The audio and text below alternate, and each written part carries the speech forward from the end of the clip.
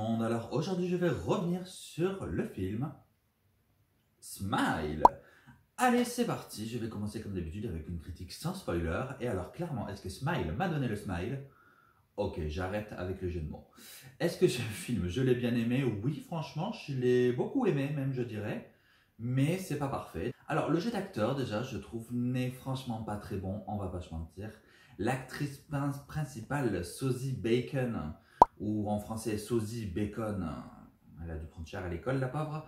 Pour moi, franchement, c'est où elle surjoue, ou elle en fait pas assez. On est en permanence en dents de scie, ce qui fait que ça nous sort un petit peu du film, et ça me pose un petit peu problème si tu veux.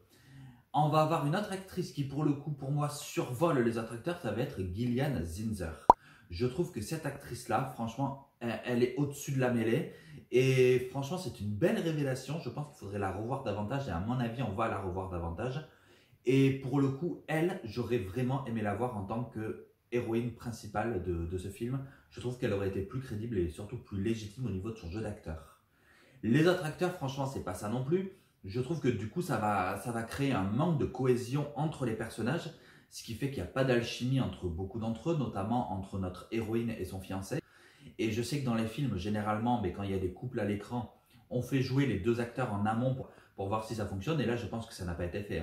Parce que vraiment, dès la première scène où notre héroïne, donc Rose, se retrouve avec son fiancé, j'ai regardé mon mec, j'ai dit, mais on est d'accord, il n'y a aucune alchimie entre les deux, là, c'est une cata. Je veux dire, on dirait que c'est son voisin, le gars. Donc voilà, le jeu d'acteur, pour moi, n'est franchement pas ouf. On n'est pas non plus sur un AV, mais on n'est clairement pas sur la course aux Oscars. Bref, il se contente de faire le taf et c'est malheureusement trop souvent en dents de scie. Au niveau du scénario, j'ai trouvé ça très bon, même très très bon. Je trouve juste qu'il y a quelques fulgurances un petit peu malvenues. Je trouve juste aussi que le scénario est encore une fois trop étiré sur la longueur pour que le film dure 1h50. Donc je trouve ça un petit peu dommage d'affaiblir tout ça juste pour dire on a un film d'horreur qui dure plus longtemps qu'1h30. Donc le scénario très bon, mais aurait mérité d'être un peu moins développé.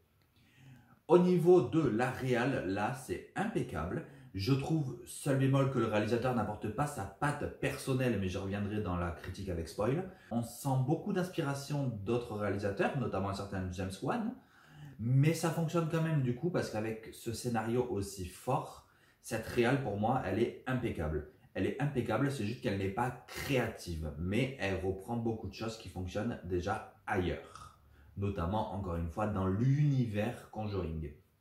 Donc voilà. Enfin, la musique qui pour moi est le plus gros point fort de ce film. La musique est incroyable.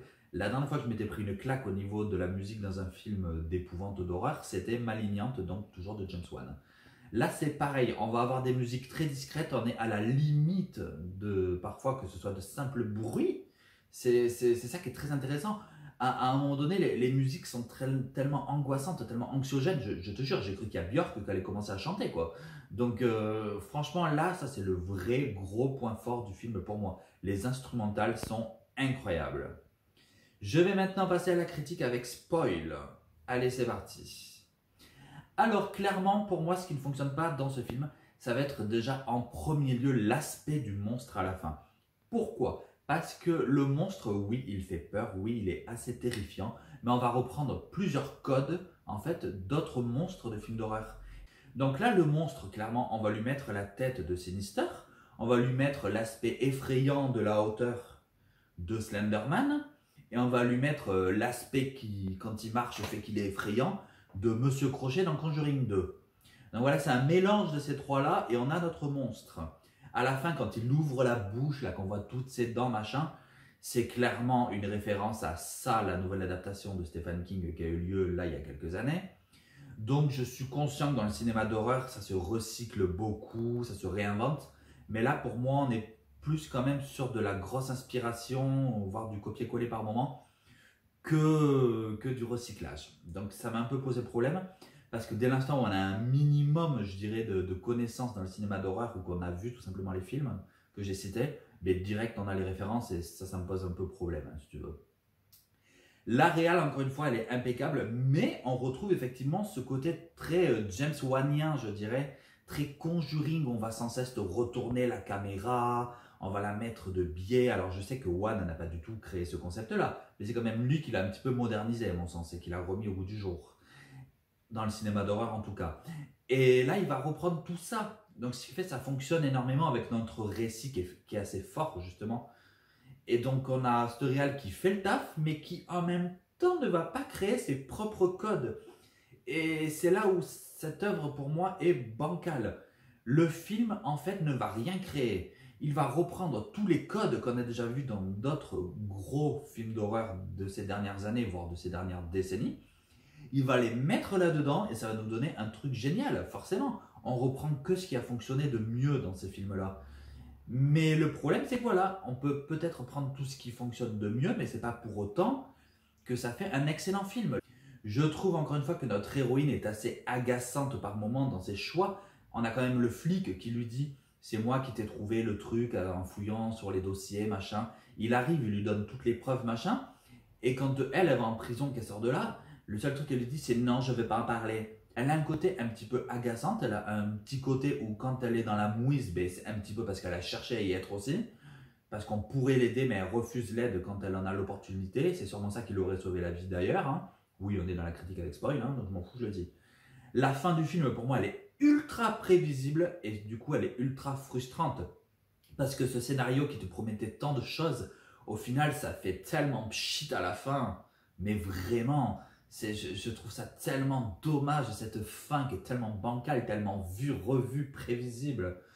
Bref, vous l'aurez compris, j'ai bien aimé ce film, mais il y a trop de choses bancales pour moi. Fin de la critique avec spoil. Donc, au final, est-ce que je vous conseille Smile? Oui, parce que c'est un très bon film d'horreur épouvante. Malgré tout, le film n'invente strictement rien, ça se contente de reprendre des codes qui fonctionnaient jusqu'à présent et d'en sublimer certains. Malgré tout, pour sa musique qui vraiment te met dans le film, je vous conseille d'aller le voir au cinéma parce que c'est quand même une expérience à voir sur grand écran, je pense. C'est le premier film de ce réalisateur, ça se ressent, il n'a pas encore trouvé sa patte, mais c'est pas grave. Vraiment, je pense malgré tout qu'il a un bel avenir ce monsieur parce que son premier film reste quand même très bon, même si encore une fois, peu inspiré. Donc voilà, Smile, je vous conseille de le voir, c'est un très bon film. Ce n'est pas un film excellent, il passe à un cheveu d'être un excellent film d'horreur, mais vraiment à un cheveu. C'est dommage, un semblant de créativité supplémentaire et on était à ça du super film d'horreur.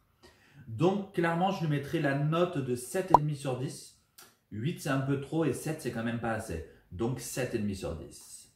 J'espère que ma critique vous a plu. N'hésitez pas à commenter en dessous, à me dire ce que vous en avez pensé. N'hésitez pas à liker, à vous abonner si ce n'est pas encore fait. Et surtout, n'hésitez pas à critiquer les enfants parce que critiquer c'est bien, mais en version originale, c'est toujours mieux. Allez, salut.